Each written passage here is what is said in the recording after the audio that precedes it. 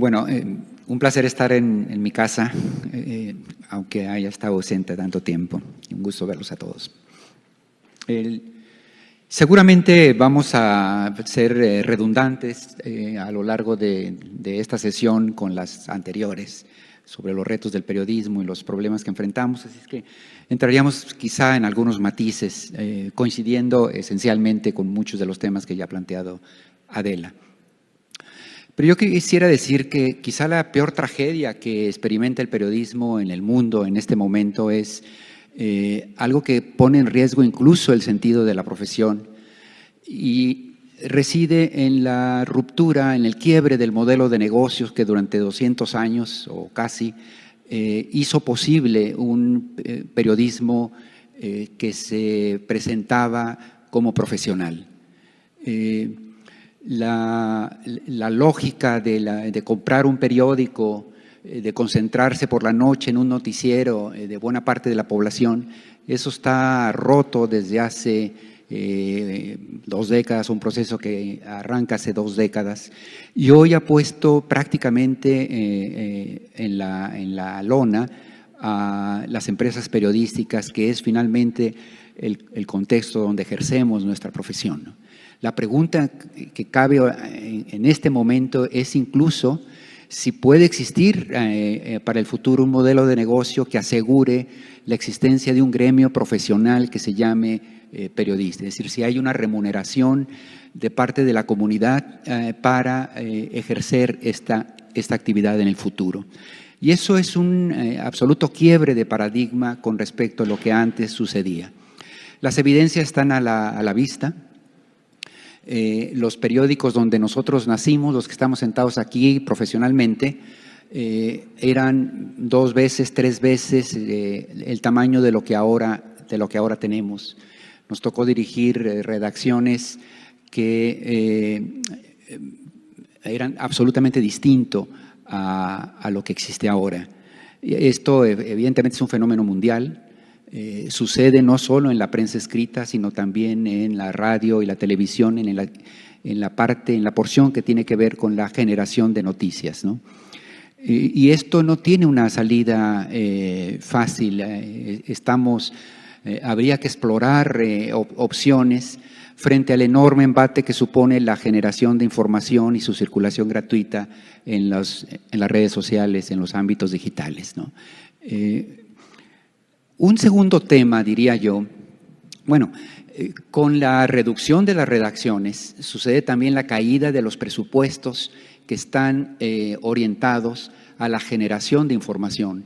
Padecemos una enorme crisis en términos de contenidos, de calidad periodística, porque en última instancia hay un correlato económico que es el que posibilita o no la generación de información bajo códigos profesionales y bajo un gremio profesional. Eso se ha desplomado a lo largo de todo el mundo y me parece a mí que es, sin menospreciar a los otros, me parece el principal reto que tenemos en este momento, primero como gremio y segundo como comunidad en su conjunto y nuestro derecho a estar informados en términos profesionales, ¿no?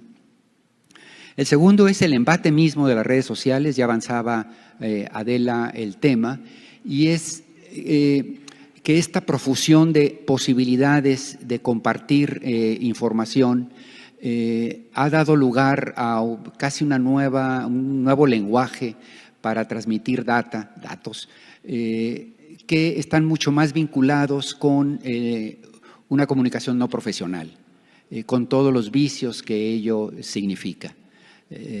Esta toxicidad que tienen las redes sociales poco a poco ha ido distorsionando la manera en que la gente también consume información.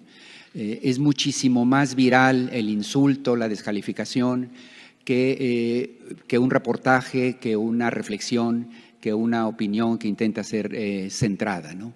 Y desgraciadamente los propios editores nos hemos contagiado de esta inmediatez, de esta necesidad de hacer entretenimiento con la información, de hacer exitoso y viral un material. Y si el primer problema tenía que ver con la falta de inversión para hacer periodismo de calidad, esto segundo tiene que ver la manera en que nos hemos contaminado con enormes vicios que si teníamos estaban relativamente acotados y ahora nos hemos entregado a él, ¿no? La viralidad es ahora el nuevo parámetro que define el éxito o el fracaso de los medios de comunicación, con todos los vicios que eso significa. Ahora, estos son temas planetarios, desde luego. Sin embargo, en México tenemos una especie de lluvia sobre mojado por la polarización extrema que, si en el resto del mundo se observa también y ha generado una frivolidad y una polarización arbitraria de la información, en México, en el contexto de un intento de cambio de régimen, independientemente de lo que pensemos, ha provocado que quizá por vez primera estamos confrontándonos en los espacios públicos con versiones distintas o diametralmente distintas de país, ¿no? Es decir, están confrontados en esta conversación pública proyectos de nación sobre los que tenemos divergencias. Y eso hace muchísimo más polarizante, con todos los vicios de la polarización, en México, el tema de la reflexión, la información periodística. Para no equivocarme, porque quisiera decir algunas cosas delicadas, preferiría leer los siguientes 2 párrafos. Los tambores de guerra entonados en las mañaneras por López Obrador son un ruido ambiental que, en efecto, prende fuego a la pradera y desfavorece el ejercicio periodístico imparcial y profesional. El presidente ha argumentado que él utiliza las mañaneras para defenderse de un ataque sistemático de una prensa que está en contra de su proyecto de país. Sin embargo, usando ese derecho de réplica, ha descalificado, insultado y poniendo en el banquillo, como no se había hecho nunca desde el poder, el ejercicio periodístico. Tema sobre el cual se ha hablado aquí a lo largo de la mañana y no voy a abundar más. Pero los insultos y descalificaciones del presidente, que están a la vista, también yo diría están presentes en las portadas completas de muchos diarios, dedicados no a informar, sino a inventariar solo aquello que pueda perjudicar a su rival. Es decir, frente a este ataque del soberano, me parece que no hemos tenido la capacidad de resistir la tentación de pasarnos a la trinchera opuesta en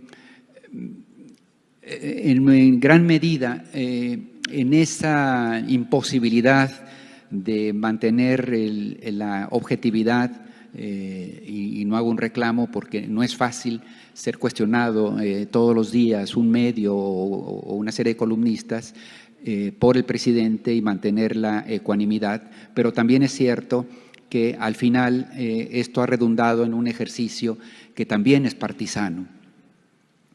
El periódico Reforma, pienso yo, eligió hacer política abiertamente desde el momento en que decidió quitar de la dirección a un periodista, René Delgado, y entregársela a un activista político, sin experiencia en prensa, pero conocido por su oposición al obradorismo.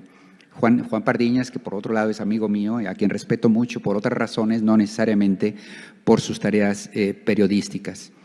Una decisión que a mi juicio compromete lo mucho que le debemos a un diario que tanto hizo para profesionalizar y refrescar la prensa de la capital. La pregunta es si en estas condiciones, frente al panorama mundial que he descrito antes, pues, y el contexto local que hace muy difícil el ejercicio periodístico profesional por embate partisano que nos ha tal cual partido en dos, la pregunta es, como periodistas, ¿cuál es el desafío que tenemos enfrente?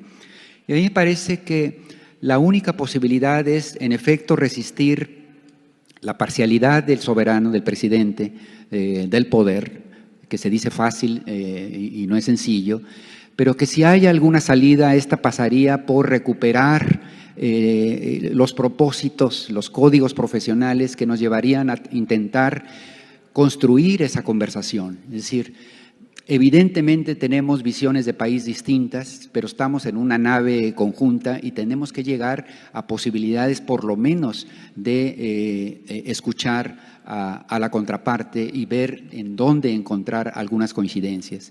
Y la responsabilidad del periodista, del analista, del columnista, en mucho, es explorar los puentes que puedan existir en la propia comunidad para permitir una conversación entre unas y otras partes.